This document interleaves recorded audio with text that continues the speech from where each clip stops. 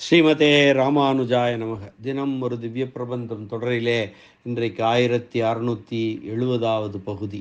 திருமங்கையாழ்வார் அருளிய பெரிய திருமொழி 8ஆம் பத்து 7ஆம் திருமொழி 9வது பாசுரத்தை இன்று நாம் இணைந்து அனுபவிக்க இருக்கிறோம். இந்த பெரிய திருமொழியின் 8ஆம் பத்து முழுக்க 100 பாசுரங்களும் திருக்கண்ணபுரத்தை மங்களாசாசனம் செய்யக்கூடிய பாசுரங்களாகும் என்பதை ஏற்கனவே நாம் பலமுறை பார்த்திருக்கிறோம். அந்த வகையில் இன்றைக்கு இந்த 7ஆம் திருமொழியின் 9வது பாசுரம். முன்பாடலில் வழிபாட்டுக்குரிய கருவிகளும் குறைவற்ற திருத்தலமாகையாலே, அதாவது அவன் சேர்த்தியிலே அவனுக்கு அடிமை செய்யலாம், அந்த வழி அதுதான் கருவி. ஆகையாலே திருக்கண்ணபுரத்தை அடைவது பேறு என்று அனுபவித்தார். இந்த பாடலிலே அடியவருக்கும் பிராட்டிமாருடன் கூடிய எம்பெருமானுக்கும் தொண்டு புரிவதும் தொண்டினை ஏற்றுக்கொள்வதும் ஆகிய குறைவற்ற செய்திகள் சொல்லப்படுகின்றன. புலன் மனும் மலர்மிசை மலர்மகள் புணரிய நிலமகள் என இன மகளிர்கள் இவரோடும் வலம் மனு படை உடை மணிவனர் நிதி குவை கலம் மனு கணபுரம் அடிகள்தம் இனமே. நிதிகுவை கலம் மனு கணபுரம், செல்வம் நிறைந்த போர்க்களங்கள், கப்பல்கள், கலம் என்றால் கப்பல்கள், அங்கே உலவக்கூடிய கடலிலே அதற்கு அருகே இருக்கக்கூடிய கணபுரம், அது யாருடைய இடம்? அடிகள்தம் இடம். அது யார்?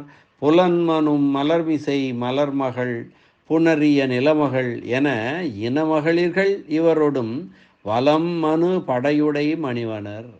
புலம் மனும் மலர்விசை மலர்மகள், திருமகள் நிலமகள் பூமாதேவி ஸ்ரீதேவி 2 பேரும் சேர்ந்த சேர்த்தி, அந்த அவர்களோடு சேர்ந்திருக்கக்கூடிய எம்பெருமான் அவன் வலக்கையிலே சக்கரப்படையை வைத்திருக்கிறான்.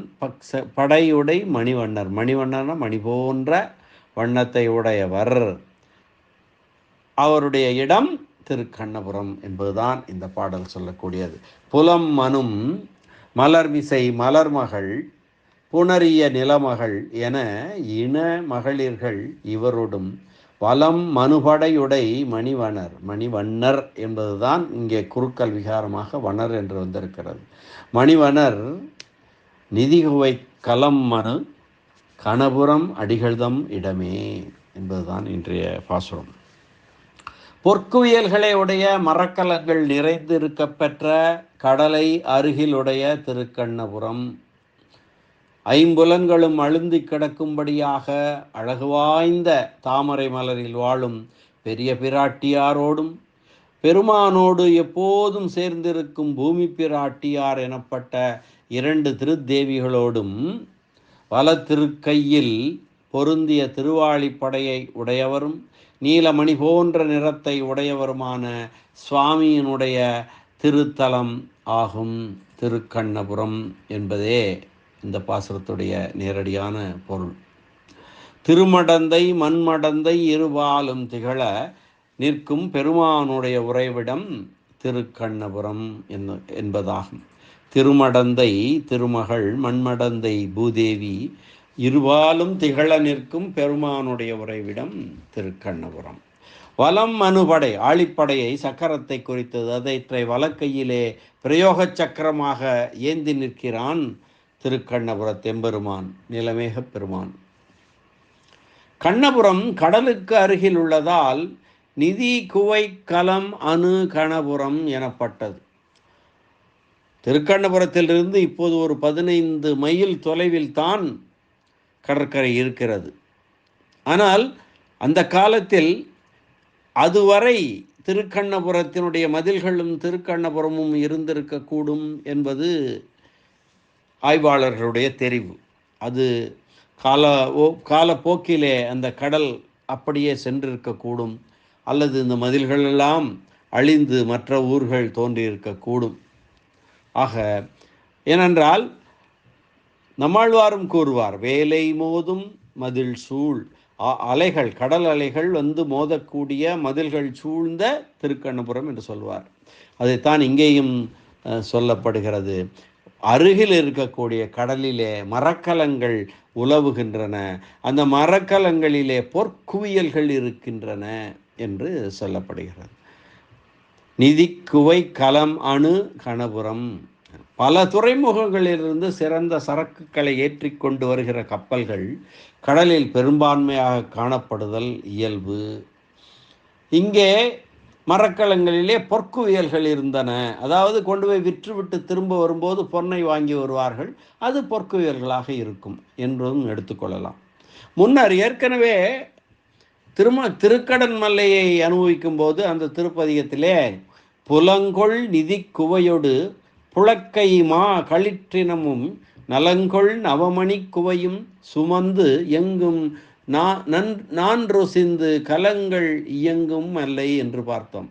அந்த கலங்களிலே மரக்கலங்களிலே நிதி குவை பொற்குவியல்கள், நிதி செல்வம், மா களிறு யானைகள், நவமணி குவை நவரத்தினங்கள் அந்த குவியல், இவற்றையெல்லாம் சுமந்து கொண்டு அந்த கலங்கள் கடலிலே இயங்கும் என்று சொல்வார். அதே போலத்தான் இங்கும் சொல்கிறார். ஆக அந்த பாசுரத்தையும் இங்கே ஸ்மரிக்கத்தக்கது, அதாவது நினைவு கூறத்தக்கது. நிதி என்ற ஒரு சொல் பல பொருள் தரக்கூடியது. பல பொருள் ஒரு சொல்.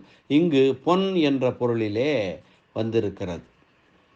இங்கே பெரியவாச்சான் பிள்ளை வியாக்கியான வாக்கியம், வியாக்கியான சக்கரவர்த்தி அல்லவா அவர், உரை பெருமன்னர் அல்லவா அவர் வந்ததினால்தான் நமக்கு இந்த அனைத்து பிரபந்தங்களின் உரைகளும் கிடைத்திருக்கின்றன.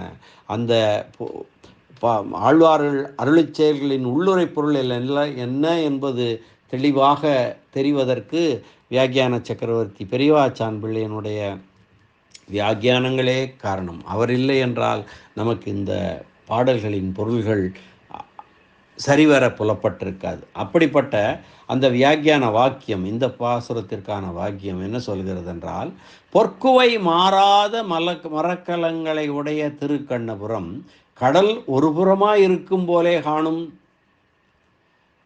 ஏற்கனவே நம்ம சொன்னது போலத்தான், பொற்குவை மாறாத மரக்கலங்களை உடைய திருக்கண்ணபுரம் என்று சொன்னால் திருக்கண்ணபுரத்திலே கடல் ஒரு பக்கம் இருந்திருக்கக்கூடும் என்பதை சொல்லுகிறார். அற்புதமாக பெரியவாச்சான் பிள்ளையும் அதையே சொல்லுகிறார்.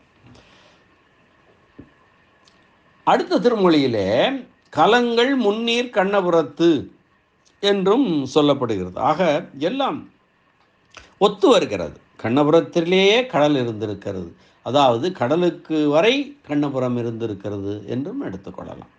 புலமனு மலர் கண் முதலிய இந்திரியங்களை ஆகர்ஷித்து தன்னிடத்திலேயே நிலை நிற்க செய்யவல்ல மிக அழகிய மலர் தாமரை மலர் என்றவார்.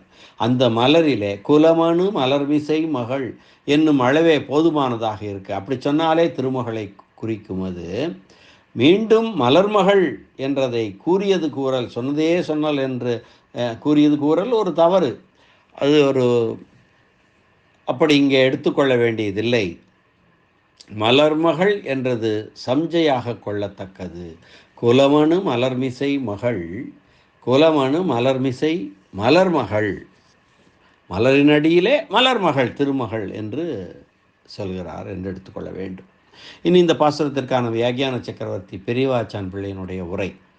புலம் மனும் மலர்மிசை மலர்மகள் புணரிய நிலமகள் என இன மகளிர்கள் இவரோடும் வலம்மனு படையுடை மணிவனர். கண்டாருடைய பொருள்களையெல்லாம் கட்டி போடும்படியான அழகான தாமரை மலரை தனக்கு இருப்பிடமாக உடைய பெரிய பிராட்டியார், தன்னோடு என்றும் கலந்திருக்கிற பூமி பிராட்டி என்று இப்படி சொல்லப்படுகின்ற இயல்பான பெண்மையை உடைய இந்த தேவியர்களோடும் வலத்திருக்கையிலே நிலையாக இருக்கும் சக்கரப்படையை உடையவராய் நீலமேனி போன்ற நீலமணி போன்ற குளிர்ந்த வடிவை உடையவர் எம்பெருமான். புலமனும் மலர்மிசை மலர்மகள் புணரிய நிலமகள் என இன மகளிர்கள் இவரோடும் வலம் அனுபடையுடை மணிவனர். அப்படிப்பட்டவர் நிதிகுவை கலம்மனு கணபுரம் அடிகள்தம் இடமே. பொற்குவியல்கள் நிறைந்த மரக்கலங்களை உடைய திருக்கண்ணபுரம் கடல் அந்த ஊரின் ஒரு புறமாக இருக்கும் போலும் என்கிறார் பெரியவாச்சான் பிள்ளை. அப்படிப்பட்ட திருக்கண்ணபுரம் எம்பெருமான் உகந்து எழுந்தருளி இருக்கும் திருத்தலமாகும். அந்த எம்பெருமான் எப்படி இருக்கிறான்? 2 ஸ்ரீதேவி பூதேவியுடனும் சக்கரப்படையுடனும் இருக்கிறான். அப்படி இருக்கக்கூடிய திருக்கண்ணபுரமே பேரு, நாம் அடைய வேண்டிய பேரு என்று சொல்லி இந்த பாசுரத்தை நிறைவு செய்கிறார் ஆழ்வார். மீண்டும் ஒரு முறை பாசுரத்தை அன்வயிக்கலாம். புலம் மனும் மலர்விசை மலர்மகள் புணரிய நிலமகள் என இன மகளிர்கள் இவரோடும் வலம் மனு படையுடை மணிவனர் நிதிகுவை கலமனு கணபுரம் அடிகள்தம் இடமே என்ற இந்த பாசுர அனுபவத்தை இந்த அளவிலே நிறைவு செய்து மீண்டும் நாளை சந்திக்கலாம் அடுத்த பாசுர அனுபவத்துடன். நன்றி, வணக்கம். ஸ்ரீனிவாச வெங்கடேச ராமானுஜதாசன் திருவரங்கம். திருக்கண்ணபுர தெம்பெருமான் சௌரிராஜ பெருமாள் திருவடிகளே சரணம். அரட்டமுக்கி அடியார் செய்யும் கலிகன்றி திருமங்கையாழ்வார் திருவடிகளே சரணம். உரைப்பெருமன்னர் வியாக்கியான சக்கரவர்த்தி பரமகாருணிகர் பெரியவாச்சான் பிள்ளை திருவடிகளே சரணம். ஆழ்வார் எம்பெருமானார் ஜீயர் திருவடிகளே சரணம்.